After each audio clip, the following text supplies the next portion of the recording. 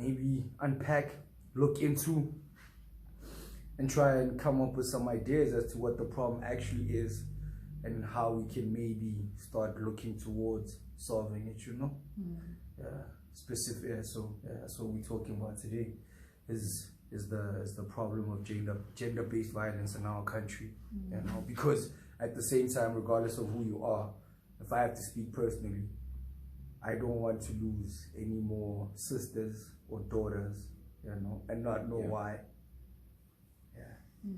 Amen and amen to that. Also, while we were busy discussing this topic, one thing that I had spoken about also is maybe our approach and our whole view is we need to take it back to the family, or how this relates to the family, because I get it. I'm a firm believer that I get even Madiba said something about that, or no one is born hating. People are taught to hate. So I don't believe that anybody is born toxic or abusive. So what are we doing? What are we doing in our families that is creating such an environment of toxicity where men, where women are getting abused on the regular in our country, and it's a norm, and then one day they take it too far and now somebody's dead. Because in our country, even if you know an abusive man, if you know a couple that's toxic, you're told not to intervene. Get out, it's way too. Until somebody dies, and then now it's all of our problem. But my point is, if we make it about the family, then we remember it. It's all of our problem from the start. Every child that is born into our community is going to affect our community, and us as adults, we get to decide how. Because Malevin was made in the community.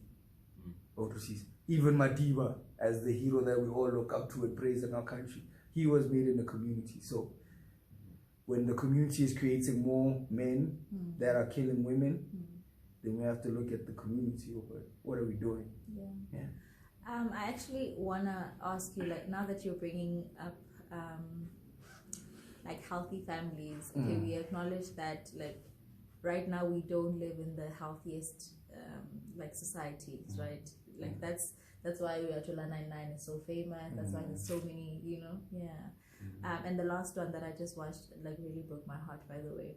But you mean the last episode of Rejoyce 99 that you watched? Yeah. I saw someone post about it, but it's apparently went kind of viral, that one. Yeah, was it the family one with the mother and the father? Go deeper. Go deeper. Go deeper, Papa. This woman called Jup, and Jup was, I actually wanted to write to him as somebody that is dude, you need to stop this. You were given a second chance. You can't be doing this with your life. You can't. You should be maybe doing more. Yeah, this woman called Jup to come and interview. Doing more than making money. Having one of the highest rated shows in the country. Well, he has to then think about doing what's more than important. Eating off of people off of people's pain. Off of people's pain. But Joe, but you were inside for causing people's pain. Exactly. But Joe got mad at me. When he came out, but Joe got mad at me when I was when I was R&B is eating off of people's pain. What's the difference between Rejoyce 99 and all the R&B shit that you guys love? Well, there's a mad difference. Where? The fact is, in R&B, when people are singing their experiences, they're singing what they've been through. Yeah. Do you know what I'm saying? Yeah. And at the end of the day, they always bring it back to love what I love. I love. Yeah, I heard that. You know what I'm saying? They bring it back to love and all that. We are Rejoyce 99 is trauma porn. It's exactly it is. That's exactly what it is. We need to call it what it is. In fact, the whole Moja Love channel is trauma porn. Not all of it. Most of it. Most of it, yes. Let's put it like this. The most popular shows on Moja Love are really trauma porn. So yeah, okay. So you were saying, sorry. So yeah, this woman, the guy, they've been married for 31 years. This guy has been cheating for 3 years, right? He's in a stable relationship with this person that he's cheating with, right? But the woman, the lady is not happy, she's not having it. She even said it herself that, you know what, even though she understands that, okay, in the beginning the guy cheated, when the guy was explaining what the woman has done, the woman has also she also has her own scandals where she was cheating. She would leave home for months at a time. And the mother. Yes. And these are like mother, like like the lady said that the man is like close to 60. So these are like proper grown people, you know. So yeah, I mean, like that whole show, you know, how it started off, like I was feeling really sad for the guy. Like, wow, this woman, I can't believe she even called you and she's doing this to this man, right? And then when she told her side of the story, it was as bad. It was as bad, and she was not willing to. She even said that the fact that we're still legally married, and like this is just going like the other. I'm like being on your side when I'm not supposed to be on your side. Wait, what do you mean not supposed to be on my side? Why are you not supposed to be on my side? No, because there are some things that I do not agree with. Speak your conviction. There's no side you're not supposed to be on. She's just like really hurt. She's just very bitter, and she did say that while I'm still alive and I'm still in this marriage with you, I'm just gonna frustrate you. Wow. I'm gonna frustrate you. And there was a point when this guy wanted he took a gun and like he shot at the roof, and the kids came in and said, "Mommy, Dad is trying to commit suicide," you know. And the woman was like, "No, he's just acting. He's not gonna." No, okay, guys. Okay. I wanna. It really I hurt want me. to. Yeah, I'm like, I want to be as, you know, as light and as conversational as possible. But yeah, when it comes to this, I don't know how else except to be deep and dark, because there's children's lives at stake here. You know what I mean? Like, not even just children, even grown up like people who are being abused in these toxic relationships. Their lives are at stake, right? And when we look at it broadly, then we realize, oh, wait, it's not just the women's lives at stake. When the women's lives are taken, of course, that's a tragedy. That's a tragedy that shocks all of us into action. But when you look at the death rates in our country, suicide is even higher than femicide, which means there are more men, and men are the ones killing themselves the most, right? And when you look at our country and the fact that a lot of fathers aren't around, it means what mothers are having the largest effect on the community, on the family. So if a lot of men or a lot of sons are growing up to kill themselves, then we really have to ask our moms some very deep questions on it. What are we doing? What are y'all doing? You know what I mean? Because that lady learned, for her to come out feeling like that, where did she learn that? From her mom, obviously. It's not, like, I don't think her mom was just the only contributing factor, because in that situation, actually, the guy was saying, like, I'm really thankful for my Mama Zala, because I would actually take her to the show. You know, there's a show called Mama Zala, and thank her, because there was a time when this woman had gone for months, you know, and the Mama Zala was like, where is she? You know, if she comes to my house, I'm gonna attack her. And like, she was apparently with the guy that she was cheating with, and the guy and the Mama Zala went to that house to go fetch her, you know, to fetch the wife. So I don't think the Mama Zala was a toxic, like she was toxic in that situation, you know. I don't think it was. But one thing that I did want to ask is, like, what I don't know, do you guys think that forgiveness is something that, like, what does that mean to you guys? Because I feel like looking at that and looking at all the other Jola 99 shows that I've seen, it's like it builds up, you know. And I've heard in the past that men do not necessarily forgive, especially, let's say, if you've cheated, right? They'll just keep it, you know. They'll say, I've forgiven you, but it's there somewhere. They'll come out, they'll blow up sometime, maybe even when they're killing you, even cheated on you, whatever, you know. I want to understand the role that, you know, like forgiveness plays, if you guys can really truly forgive, because I feel like the bitterness comes from the fact that you've been hurt and you're unable to forgive. I'm gonna get to that, but I think something that all of us need to really look up for ourselves in general, especially in our country, is narcissists and narcissistic abuse. And I'm not gonna stop talking about it until it's common language, until we're actively, like, until we all know, but not right? For instance, right now, we all know the characteristics, for instance, of an alcoholic, right? Or we have some sort of grasp. It's public knowledge. Whereas with covert narcissists, there are people that are currently living with people that are either making them want to kill themselves or making them want to kill them.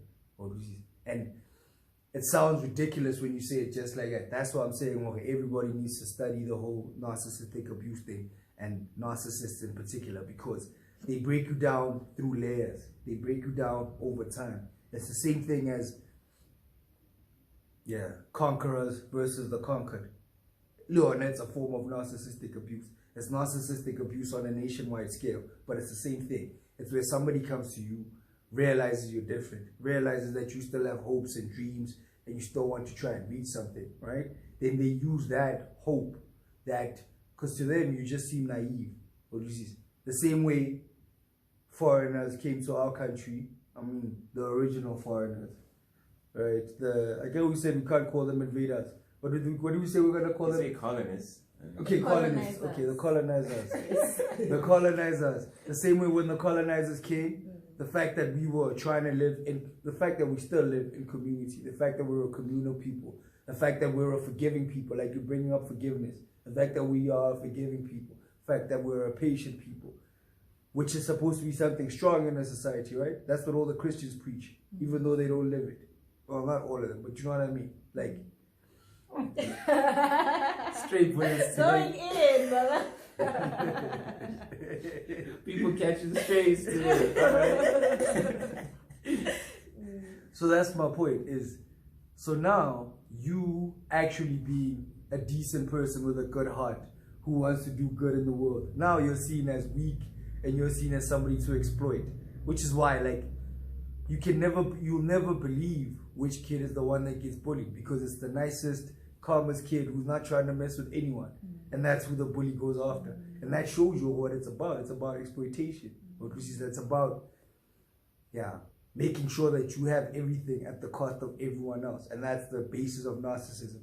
Narcissists, whatever their persuasion be, whether you call yourself a racist to justify your narcissism, or whether you're a sexist, whether you're a male sexist to justify your narcissism where you hate women, or whether you call yourself a feminist, but actually you're a misandrist and you hate men, because to justify your narcissism. The point is, all of these people hate themselves, so they have to find someone who is unlike themselves that they can project everything that they hate about themselves onto. And I think that plays a large role in our country. And to get back to what you're saying in terms of forgiveness, it becomes difficult to forgive. But if we say there's a large history of narcissistic abuse in our country. If we say the first narcissistic abuse came with the colonizers, right, where they abused us as a nation, right, and then obviously that broke down into forming different types of narcissism in the community itself. That's why you have the deadbeat fathers, the womanizing men, because those are all forms of narcissism.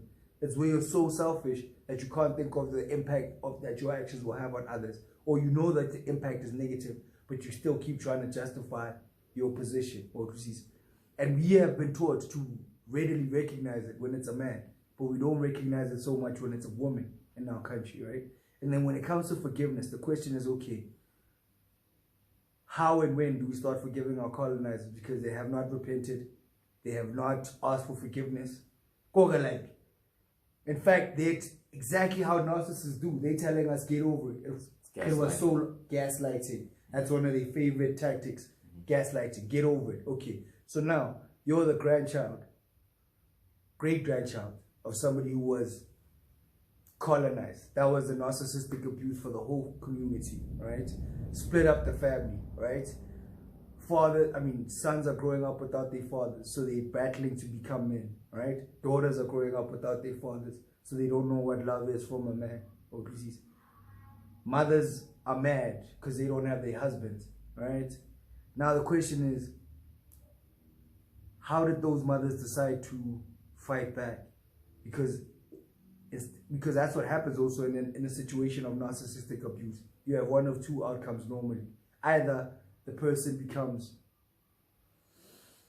super vulnerable, as in all their defenses, their whole identity, everything about them gets torn down, stripped away, and then they basically just like a slave that the abuser can just keep going back to and moving around, which is what's happened with a lot of our people. Like, they're genuinely stuck as victims of white supremacy. So then, like, either you become the slave, as in your will is completely broken, or you decide to use your will to do the same thing that was done to you to others. So it means, once once our families were broken down, once our family structure was broken, once our identity was stripped from us, you know what I mean? Our beliefs, our morals. Now we started having to adapt to this evil system in whatever way we could. And some people became victims and some people became victimizers.